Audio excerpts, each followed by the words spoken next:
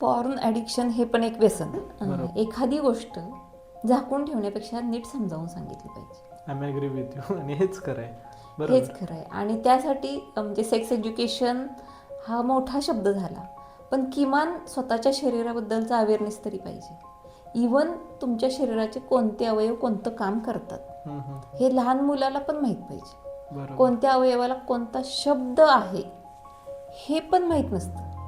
म्हणजे काय की अशा पद्धतीने शिकवलं जातं. मग त्या मुलाला समजा एखाद्या मुलाला किंवा मुलीला कुणी त्याचा कपडा ओढला, पॅन्ट खाली ओढली, मग त्याला ती तक्रार करायची आहे, हा माझा इन्सल्ट झाला हे त्या मुलाला कळतच नाही.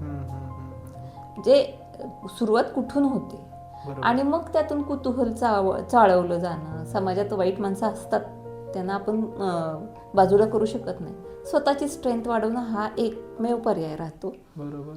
अशा वेळी मग ते पॉर्नपर्यंत जाण्यापेक्षा योग्य काय आहे हे एज्युकेशनमधूनच जर त्यांना मिळालं, पॉर्न वाईट आहे हेही सांगितलं पाहिजे आणि त्यांच्या वेळेचा सदुपयोग झाला पाहिजे. शेवटी तू मी लहान मूल किंवा 80 वर्षाचे एखादे आजोबा दिवसाचे 24 तासच आहेत हातात. बरोबर. जर बेटर ऑप्शन समोर असतील तर ते नाही बघत बसणार porn. Replacement has to be done. Replacement आणि हेल्दी रिप्लेसमेंट.